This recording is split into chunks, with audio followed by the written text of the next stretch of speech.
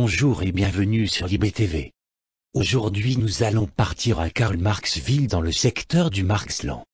Cette ville qui compte près d'1 million d'habitants, est la troisième ville du pays. Surnommée la ville des ambassades, Karl-Marxville abrite 9 ambassades situées au sud de la ville. Avec son musée d'art socialiste, Karl-Marxville est à la fois une cité culturelle mais aussi une ville ouverte sur le micro-monde. Je vous propose maintenant un peu d'histoire. Avant la révolution libérienne, Karl-Marxville s'appelait Sapong. La cité était sous la monarchie, une ville ouvrière où la misère régnait.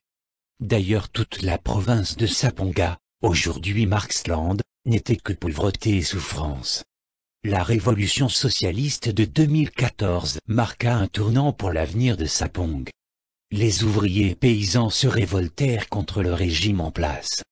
Avec les consignes du camarade Shin Jae-min, le seigneur de Saponga fut renversé.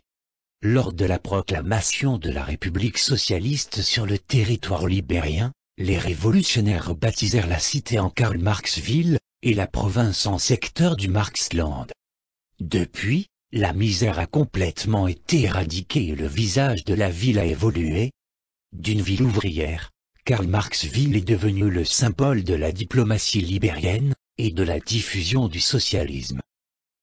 La ville a repris un nouveau souffle. La place de la liberté est le souvenir de cette révolution du peuple. Les bâtiments modernes nouvellement construits témoignent de l'ingéniosité des habitants de la ville. Comme ici, l'ambassade de la République de Praia ou encore l'ambassade de la République de Francovie. Ainsi vous aurez découvert cette ville dont l'avenir promet d'être radieux. Je vous dis à très vite, sur LibTV.